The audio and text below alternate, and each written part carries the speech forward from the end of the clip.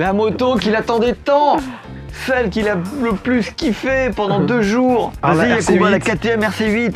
Alors, c'est la moins puissante, Ouais, parce largement, qu'on faisait un largement. comparé avec des motos de plus de 200 chevaux, là on en a 130. Mais alors par contre, 140 kilos, et c'est une 125. Non, 140 kilos, c'est à vide. Alors tu sais, Oui. quand tu la pousses, elle fait 140 Je suis kilos. d'accord, Voilà. elle fait quand même à peu près 50 kilos de moins que les autres. Ouais. Bon, Ouais, ouais. alors je peux te En dire, tout cas, 40. à l'utilisation, tu peux enchaîner les tours, tu te fatigues pas, tu uses pas les pneus, et surtout, tu as un feeling, un ressenti que j'ai jamais ressenti Tu peux te sur une moto. concentrer sur ton pilotage, tu la subis pas en fait. Moi, je comparais ça un peu à un karting. Tu as un retour d'information qui est complet à tous les niveaux. Au niveau du châssis, tu ressens la moindre aspérité. Au niveau du freinage, tu as l'impression que quand tu prends le frein avant, tu vas sentir précisément à quel moment le pneu va glisser, Ouais, bloquer. parce que là, il n'y a pas d'ABS. On ressent tout. On va préciser que la KTM, elle n'est pas homologuée.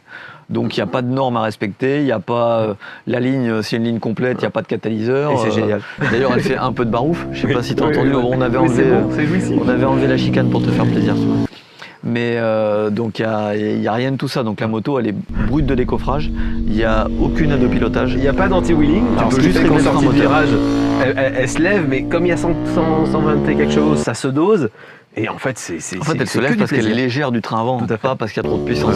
Mais il y en a quand même. Enfin, le rapport poids-puissance est très bon, quoi. Ouais, ça manque un poil d'allonge, à mon goût. C'est le seul petit reproche que je pourrais lui faire. C'est sûr que si tu lui rajoutais 20 chevaux, je les prends. hein, Ça y a pas reste de un souci. bicylindre en ligne de 890 cm3. C'est le même que sur une Duke 890. Tout à fait.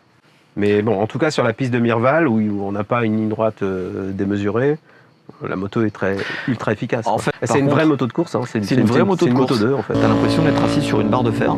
C'est rigide comme une barre de fer. Par contre, tu as toute la précision qui va avec. Tu t'aperçois que tu peux freiner, mais tellement tard. Ah oui. En fait, faut pas freiner. Voilà, tu t'aperçois qu'il faut pas freiner. Ou alors, Tu peux te jeter dans les virages. faut mais à ajuster une un peu ta vitesse. vitesse, mais c'est tout, quoi. Alors clairement, de loin, c'est la plus vive de toutes, c'est la plus agile. Voilà, c'est un gros coup de cœur. C'est un gros jouet. Oui. Mais bon, il y en a plus, Yac. Elles ont Oui, toutes oui. été vendues. Écoute, KTM, quand est-ce que vous nous sortez une version grand public? Ou alors tu rentres par la route avec celle-là. Il y a peut-être moyen. Ah, je la veux. Tu vas être discret. Puis il n'y a pas de plaque. Même si tu te fais flasher, c'est pas grave. Je la veux. Non, c'est un super jouet. Malheureusement, plus dispo. Oui. Mais Monsieur KTM ou Monsieur Triomphe, Faites-nous parce la que vous même. avez tout ce qu'il faut pour nous ressortir une Daytona, faites la même en homologué et qui coûte pas 35 000 balles. Franchement, vous allez en vendre des palanquets. C'est clair. Et puis à nous, Faites-nous, d'ailleurs, à commencer par nous. Une moto 2 Sur- avec des phares, on les enlèvera les Voilà. phares sur la piste. Bon, on a bien compris qu'on aimait cette moto, mais quand même, Yac, c'est un moteur de 890, Oui. même s'il y a une ligne complète Standard. et une carto et un filtre à air. Mais il n'y a pas d'assistance électronique, il n'y a pas de phare, il n'y a pas d'homologation pour rien faire. Et c'est quand même 35 000 balles. Alors, est-ce que c'est pas un petit peu cher payé? Franchement, pour moi, je trouve vraiment que ça les vaut, quoi. Les sensations que tu as là-dessus, c'est incomparable. Il n'y a pas deux motos qui proposent ça. Bon, donc on est d'accord, ça vaut le coup, 35 000 balles. Moi, je trouve que ça vaut le coup. Si je les avais, je la prenais. Mais C'est celle qui m'a apporté le plus de sensations. On est quand même sur la piste aussi pour avoir des bonnes sensations. je suis d'accord. On n'use pas les pneus.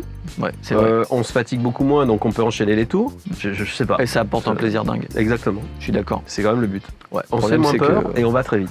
on n'a pas 35 000 euros.